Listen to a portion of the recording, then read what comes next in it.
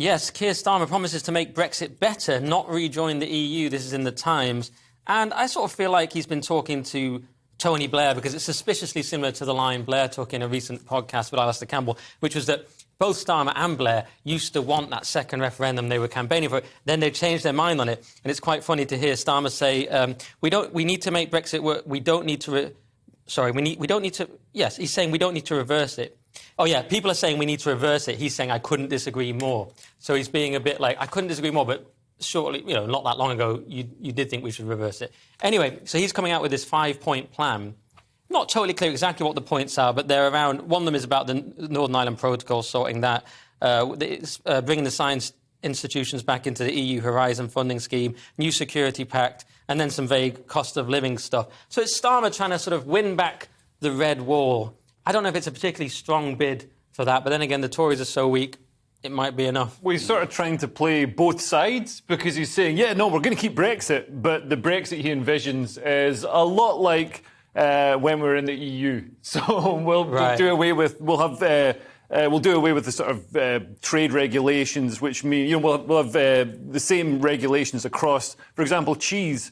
So we won't need to have onerous forms and paperwork when we transport cheese to France, or France transports cheese to us. So it'll make the cheese trade, for example, a lot more fluid. But I don't think Brexit was ever about imposing, sovereignty was never about imposing trade regulations. It was about, other things, control over our borders and things like that. And Brexit, there's a couple of things that Brexit is actually allowing us to move ahead in. So there's gene editing technology that the UK is looking at, which is not... They can't research it in Europe, but we can in the UK, because we're not covered by the EU ban on it. And that could improve crop yields, just feed the world, basically. I do see what you mean about playing both sides. I was a bit suspicious when he said we should retain freedom of movement and a nice blue flag. I was a bit suspicious, but he does say, to be fair, I don't know why I'm being fair to Starmer. I'm balancing the right wing of Leo, but it's saying we should... He does say we shouldn't join the single market and we're not joining the customs union, so yeah, he's not totally going back. I'm just amazed he didn't say, what is Brexit?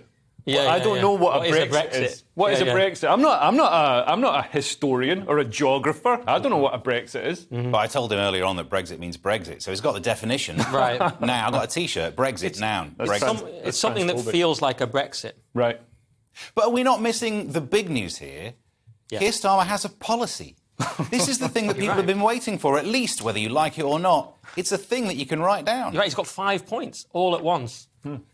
That's more than the Labour Party's had for about 10 years now, isn't it? That's a good amount of points to have as well, because 2 points isn't enough. But sometimes politicians have, just pages and pages of points, and you can't, remember it. Tony Blair was good. He had education, same point 3 times. Yeah. And that hits the left-wing voters, that hits at their level. Yeah, then you remember it. Hits the word count without actually needing any content. Yeah. Very much like any newspaper columns they ever get round to writing. But not like this show. No.